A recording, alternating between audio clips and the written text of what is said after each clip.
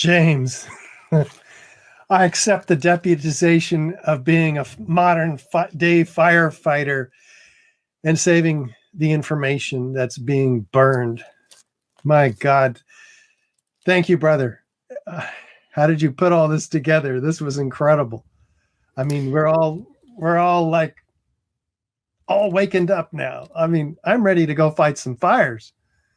Yeah, I hope we all are, because I hope you understand how serious this is. And this is something that I've been thinking about basically since the start of the website, that what I am doing is absolutely unthinkable in any other era of humanity. There may have been an example 20, 30, 40, 50 years ago where maybe I would have been interested in that Warren Commission report about the JFK assassination, but maybe I would have gone to a library and looked at a couple of books and, oh, there's a lot of information. I don't really know. But here we are where anyone, even an English teacher in Japan, can find access and coordinate, organize, and then present this information to other people in this flowering of human knowledge. Is an incredible time that is enabled by these incredible technologies. So I understand at a personal level, I understand the stakes of what's involved here. And to see this library on fire, to me, really is alarming. It is the type of thing people should really be screaming from the rafters about.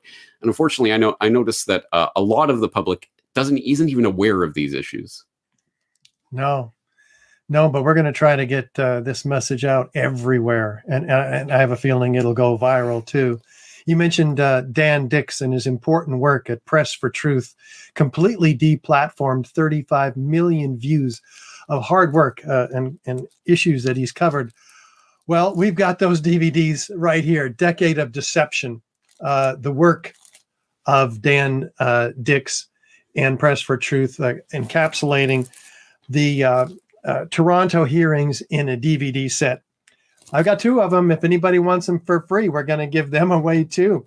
So just email me Decade and give me your address. Email me at contactus@ae911truth.org.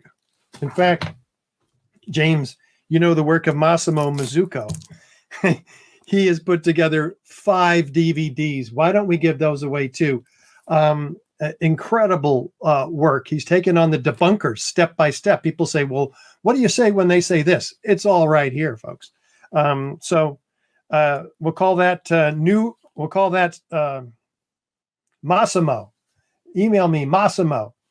The first 2 people who email me a request for that, get that for free too.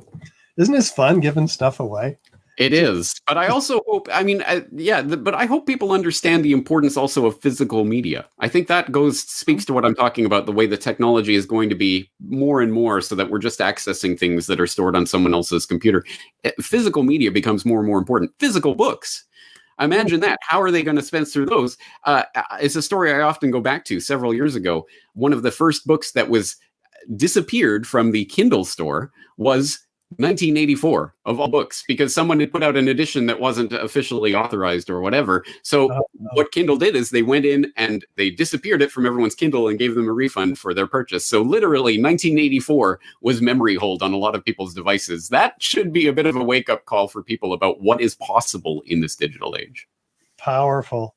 And I've got a lot of questions from our viewers for you. But I've first got a surprise for you and our viewers. Stand by and tell me what you think. 5 minutes.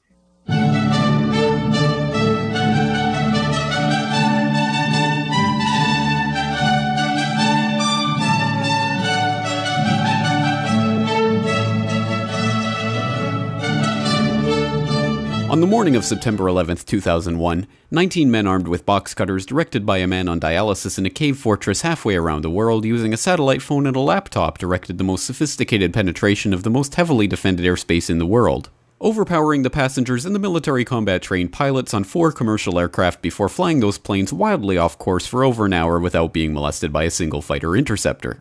These 19 hijackers, devout religious fundamentalists who like to drink alcohol, snort cocaine, and live with pink-haired strippers, managed to knock down 3 buildings with 2 planes in New York. While in Washington, a pilot who couldn't handle a single-engine Cessna was able to fly a 757 in an 8,000-foot descending 270-degree corkscrew turn to come exactly level with the ground. hitting the Pentagon and the Budget Analyst Office, where DoD staffers were working on the mystery of the $2.3 trillion that Defense Secretary Donald Rumsfeld had announced missing from the Pentagon's coffers in a press conference the day before, on September 10th, 2001. Luckily, the news anchors knew who did it within minutes. Osama bin Laden. The pundits knew within hours. Osama bin Laden. The administration knew within the day. Terrorists who committed these acts and those who harbor them. And the evidence literally fell into the FBI's lap. That a hijacker's passport was found blocks from the World Trade Center crash site, if you can believe that. But for some reason, a bunch of crazy conspiracy theorists demanded an investigation into the greatest attack on American soil in history. That investigation was delayed, underfunded, set up to fail, a conflict of interest, and a cover-up from start to finish. It was based on testimony extracted through torture, the records of which were destroyed. It failed to mention the existence of WTC-7, Able Danger, P-TECH, Sibel Edmonds, OBL and the CIA, and the drills of hijacked aircraft being flown into buildings that were being simulated at the precise same time that those events were actually happening.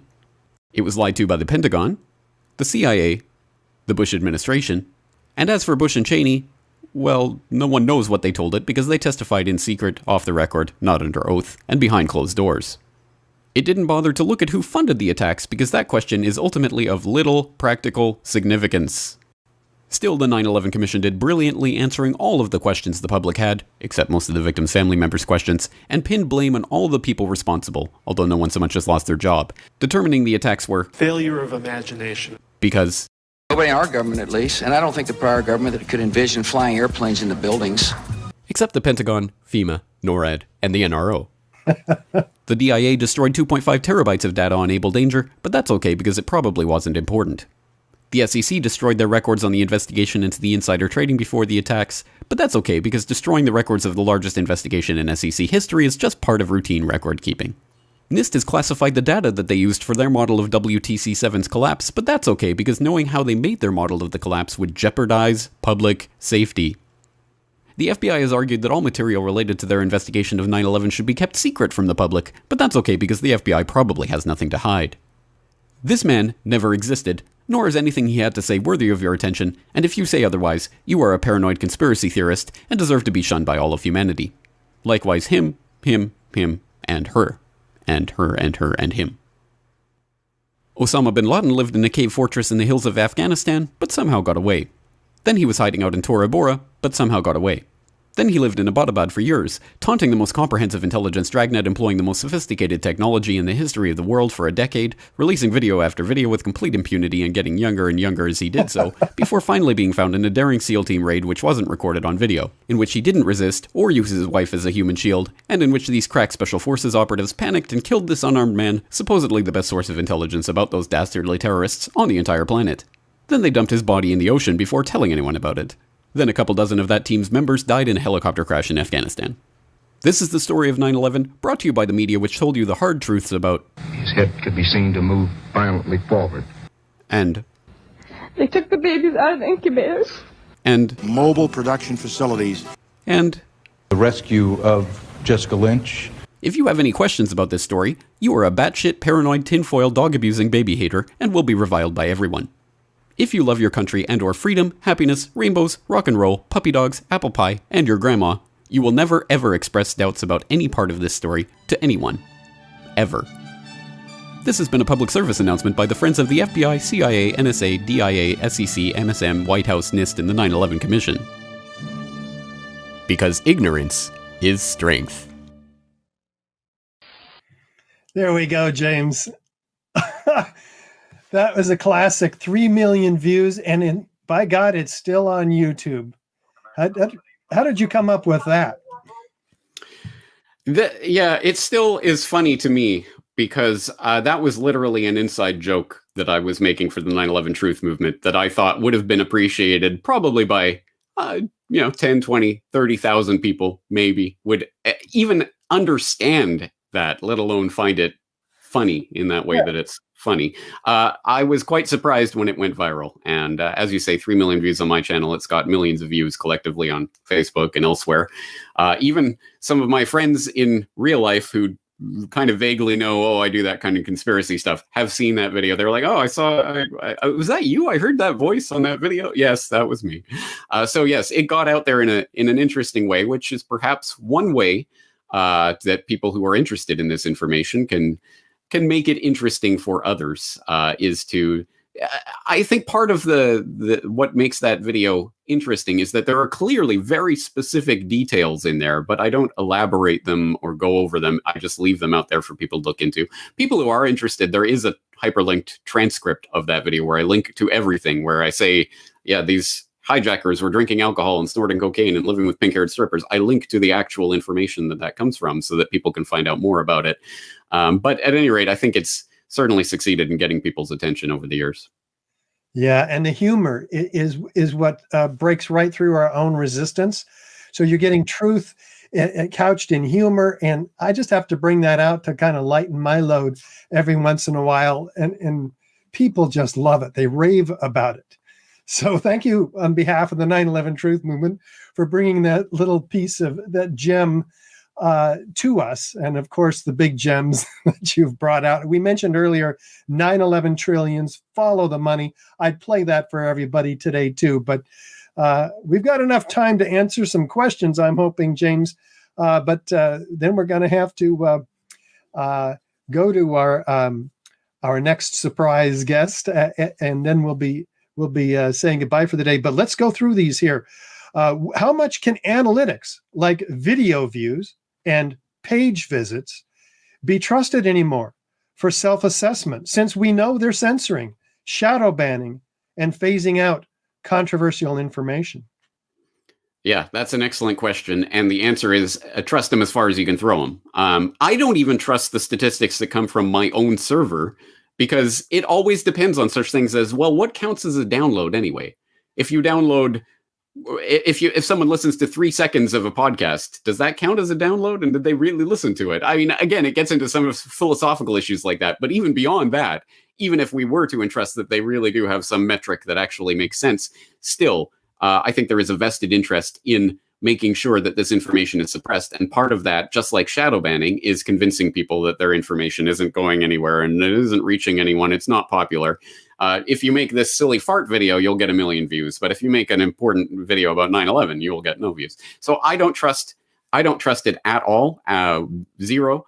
Luckily, I've never been motivated by views to the extent that's possible as a human being. I mean, I want this information to get out there. Of course, I have an ego. I like to think it's popular, but that isn't what motivates me to do what I'm doing. I do this because I want to share this information and get it out, but I'm not looking at the numbers, because I do realize that is a game of sorts, and they want you to be chasing the numbers and thinking of it in those terms. My recommendation to people out there who are putting information like this out there, do not look at the numbers. It's a video game that they want you to play, that views and things like this are points. Likes are points in this system, and they can gamify that, and they can lie to you. Of course, they can lie to you. And personally, I think it's interesting that, say, my subscriber view count was stuck at 346,000 subscribers for a year and a half. You can look at my metrics. It's constantly going up of new subscribers, and then it just suddenly plateaus and not a single new subscriber for a year. That seems unlikely to me, YouTube. I don't know. Again, I don't trust these numbers as far as I can throw them. I don't think anyone else should. And don't judge your worth based on that. At the end of the day, the only metric that I care about for measuring my success is whether I feel I have done a good enough job. I'll never be perfect. I can't do everything, but if I can set out to do what I want to do, conveying this particular information on this theme, then I have succeeded. That needs to be your motivation. Otherwise, you start chasing the numbers. And as I say, those are inflated, manipulated, and gamed. James, this is unjust. People want to know what can be done to fight this injustice from this behemoth, which is a utility, really, or it should be, rather than a private corporation with censorship power over 300 million citizens in this country alone. Yes, I very much understand the sentiment, because Facebook, YouTube, these are the public square these days. And just as in the public square, no one should come along to censor what you're going to say. No one should come along to censor what you're going to say on Facebook and YouTube. But it is a false analogy based on false principles and false precepts that will lead people in the wrong direction. I've talked about this quite specifically in a podcast that I did on Problem, Reaction, Solution, Internet Censorship Edition, But long story short, I think that the push to try to get Facebook and YouTube regulated as utilities so that the government can step in and say what can and cannot be said on these platforms and who gets to have a platform here and who doesn't is totally the wrong direction. And it boggles my mind that people who understand that the perpetrators, the real perpetrators of 9/11, including people who were in the government at that time and including some people who are still covering up for the government at this point, would be in charge of this system of deciding who gets to be on this platform and who isn't. But don't worry, they'll play by the rules and they'll make sure that all 9/11 truth information is treated completely rational. No, it's nonsense. That is not the solution.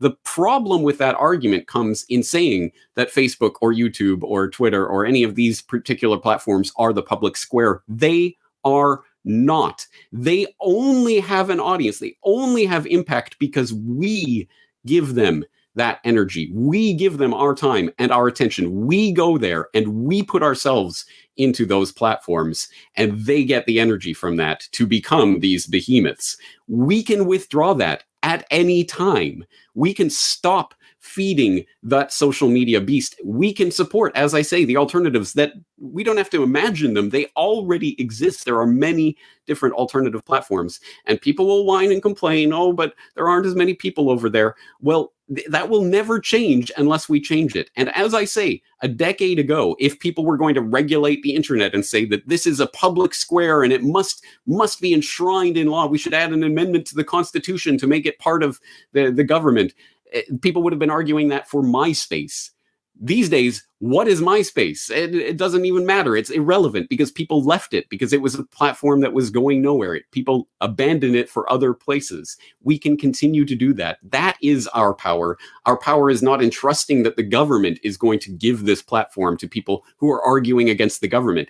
Every time throughout history, dictators want to take over, they scrub the information they don't like, usually by starting a bonfire. Well, are we going to entrust the government in this day and age to fairly regulate these types of things as some sort of public utility? I think not. Well, what are the top alternatives that you're aware of, James? One viewer wants to know. I don't want to promote as top alternatives. I don't want to say that because these things are transient. And that's also part of the thing. I don't want to give all of my energy to one platform because inevitably it can go the same way. It can become censorship. I think we have to take more of the control in our own hands.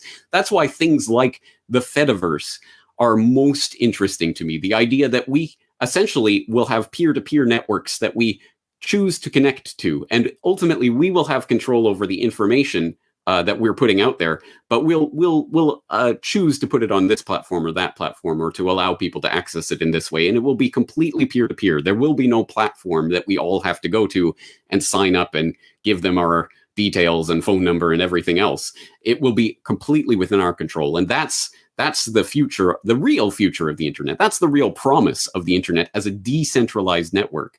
We're in the wrong frame of mind when we're thinking that we have to give all of our information to one centralized location in order for it to propagate to others. That's not what the internet is for. It is for peer-to-peer connections. So that's the ultimate game plan. But as I say, personally, I am currently backing up all my work to archive.org, bitshoot.com, lbry.com, and minds.com, as well as YouTube. Look, as I say, I think there is still some value to be gained in being on some of these controlled platforms, because I guarantee you, I could not at this point reach 1 million people with a video on any other platform. It's just the nature of the beast as it exists. The only way you can reach a mass audience at this point is on these controlled platforms. But here's the thing. A lot of people are in the black and white thinking. Either you're on YouTube or you're on BitChute or you're on Minds or whatever. No. You can be on all of them. This is the beauty of this particular form of the library.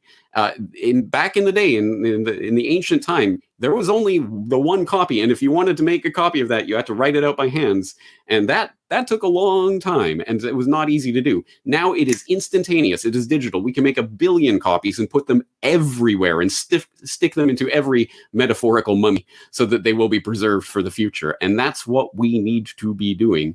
That's the funny thing about reading Fahrenheit 451 in today's climate, because Bradbury could imagine this future in which there's all this technology, and the TV is the wall and it encompasses everyone, and there's all these future technologies, but he couldn't imagine digital books. It's still, the books in that time were physical books that could be burned. And I thought that was interesting reading it from today's perspective. No, the beauty of the current library is that it can be replicated anywhere, everywhere, instantaneously, 1 billion copies in a heartbeat. And that's what we need to be doing. Excellent. And then the next question, one search engine I know of where it's easier to still find older information on 9/11 and other things, info that's been scrubbed by Google, is dogpile.com. Do you know of other search engines that don't seem to be as censored? Yes, or at least I used to. Once again, I would recommend using a lot of different search engines and comparing results. That's the best way, ultimately, because no one search engine that I've found is the be all and end all. And sadly, Google is still a good search engine sometimes. There are times when I will search for specific pieces of text in quotation marks with Boolean operators, so I know that I'm looking for this particular section of text, and I can't find it on certain other search engines. I will find it on Google. So there are times when it's still, there's a reason why it became Google. It's because it was so useful at one point before the thumb was put on the scale. So I would say use a lot of different search engines. I used to use startpage.com, but they have become, I think, compromised. They used to be about a very, very good Google alternative. I don't think they are anymore. I still use DuckDuckGo, but I see that they are becoming less and less useful. Surprisingly, Bing.com can be a good search engine sometimes, but of course, Microsoft, Bill Gates, it is a controlled platform as well. So I've heard of Dogpile, SeerX. There's a number of different ones out there. I had a video specifically on this that people can search for in my archives about search alternatives where people listed a number of different examples. But as I say, I don't think there's one silver bullet here. I think using a lot of different search engines and comparing results is the best way to get results for, at least for important searches. Now, do you think Facebook is so controlling of information? This viewer asks, do you think a mass migration, since Facebook is so controlling of information, do you think a mass migration of people off of it or a mass canceling of accounts would make a difference in fighting censorship? I think it's the only thing that will solve that particular problem anyway. Obviously, it won't solve the greater problem of censorship. But at any rate, if we are concerned about the way Facebook is handling information, then yes, why would you continue to give Facebook your information? And as I say, to the extent that it's still valuable for reaching out to others, then perhaps people might make that calculus and continue to use Facebook while they use other platforms. But at some point, you got to pull the plug. And I'm not on Facebook, so I don't deal with that. I got off of Twitter a couple of years ago, so I don't deal with that. The only one of these control platforms I continue to use is YouTube. And at this point, I'm almost just curious of when they're going to pull the plug on my channel. I'm sure it is going to happen, but how long and, in what context? That will be interesting to see. So I am still there. I'm still reaching out to people that way. But at some point, I might make that decision to pull the plug myself. And until enough people actually, if not pull the plug, at least start to replicate on other platforms, until we do that, then how on earth can we sit there and just complain about what Facebook is doing? It is their platform. They will use it in whatever way they want. And just entrusting the government to look after it, to me, seems like the definition of insanity, trying the same thing but expecting different results. Yeah. There's a lot of push for online schools now. I think it's related to your talk because it seems like a trend towards standardizing information given in schools and controlling what is put in the students' heads even more, like they're doing with the internet. What are your thoughts about that, this viewer? Right. Yeah, actually, that's interesting because it can go either way. Yes, of course, we could think of the old model that I'm sure all grew up under, of the public school system. And here is the curriculum that everyone will learn. And this is the standardized testing that comes along. So we can replicate that via the internet so that all the children are in their little COVID bubbles at home doing their learning online through the standard curriculum that everyone else is learning and doing the standardized tests that everyone's doing. Or we could imagine this, homeschooling or even unschooling or other ways of imagining education taking place. It is not exactly a novel observation, but I think it's one that's worth making nonetheless, that the education system has for a very long time been the miseducation system in a lot of key respects. And obviously, anyone who's interested in 9/11 will know that. To the extent that 9/11 makes it into the history books that children are learning from these days, it will be a paragraph or two about Al-Qaeda and the 19 hijackers. So we know that the education system as it exists, the public government schooling system, is there to control and create a certain narrative.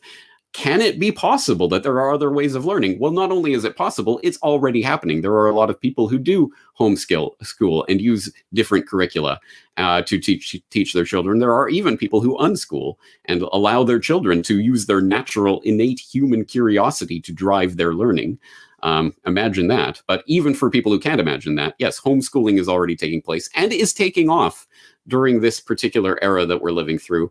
I noted with some amusement, there was a editorial, I can't remember where it was, the New York Review of Books or something like that, that was decrying, oh no, closing the schools will be horrible because all these parents will start homeschooling their children, and we can't allow that, which created some controversy. There was some debates and things that happened as a result of that. But I think that is important, the idea of actually utilizing this remarkable tool that we have to essentially access the sum knowledge of human understanding at a moment's notice, at our fingertips. That is an incredible potential that we've only begun to tap into. And imagine if we really tap into it in a serious way, without the limitations of everyone must read this text and everyone must learn this and everyone must do these standardized tests. This is a potential for exploding that system and really starting a flowering of human knowledge and understanding. But of course, it could go the exact opposite way and even more thoroughly standardize people who are already caught in that mindset that everything has to come through one centralized system. Yeah, that's really scary. And you don't have the crystal ball, huh, to tell us which way it's going to go? Not only do I not have the crystal ball, it isn't fate. It isn't sealed in the stars. It is up to us. It is the decisions that we make now about what we do that will determine that. So I can't tell you what everyone out there is going to do. All I can do is say, this is what's happening, and you can use this to try something different. The only question is, are you going to? You think there'll ever be a time when there are few paper books and most books are on Kindle, meaning they can burn them at any time with a push of a button? I sincerely hope not, for obvious reasons. As I say, physical media, I hope people are starting to understand how valuable physical media is.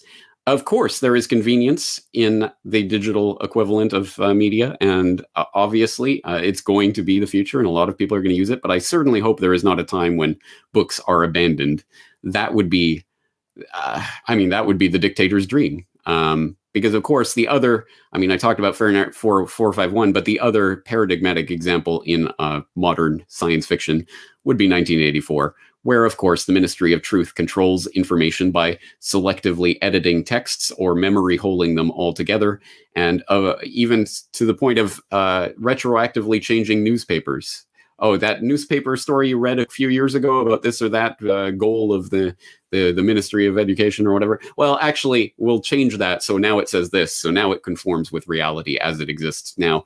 That sounded like science fiction dystopia, like crazy speculative stuff 50, 60 years ago. Actually, it just sounds chillingly like it could actually happen in this increasingly digital age. So we need to preserve books and physical printed media.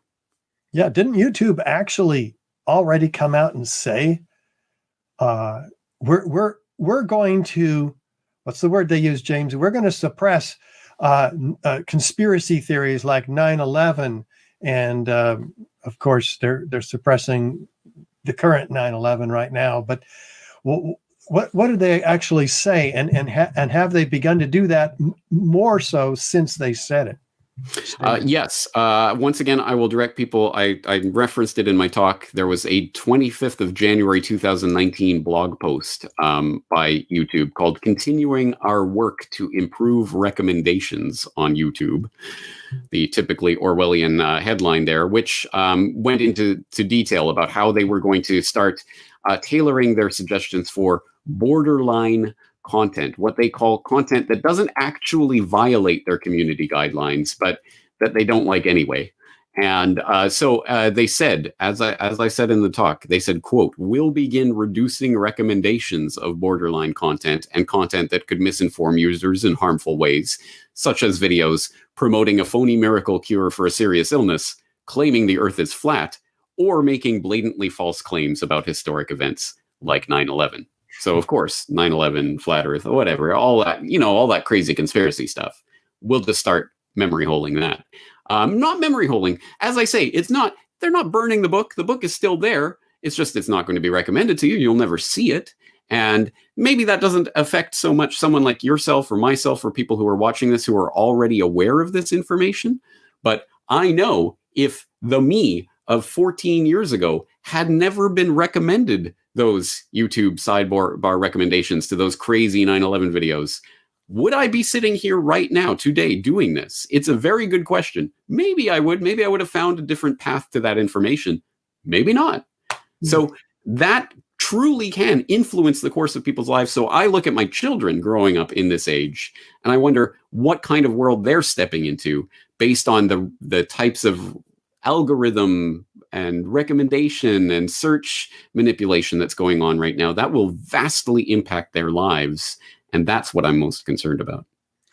Well, that will be a better world for them now, thanks to you, James. You have done your job, man.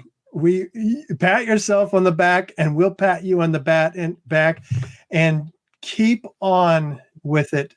You're doing the yeoman's work for, again, not just the 9/11 truth movement, but all movements out there trying to get truth out to the people. You have done the work, and I tell everybody where they can learn more too before we let you go. Well, I do appreciate those words, but unfortunately the work isn't done. And so that's why I'm deputizing all the firefighters out there right now. Let's all get to work. But people who are interested in my information, the information I've put together over the years, corbettreport.com, CORBETT report.com. All the information, 13 years worth of podcasts and videos and interviews are up there, thousands and thousands of hours, completely free for download. It is a resource. As I say, I try to hyperlink everything that I cite in all of my podcasts and videos. But as I say, a lot of those links are starting to disappear as they get older and older. So it is incumbent on all of us to save those links as we come across them. And physical media, to the extent that we can do that, is another great way. Oh, awesome. Thank you again, James. Your brilliant work, and we'll be following you all along the way. Thank you. Take care.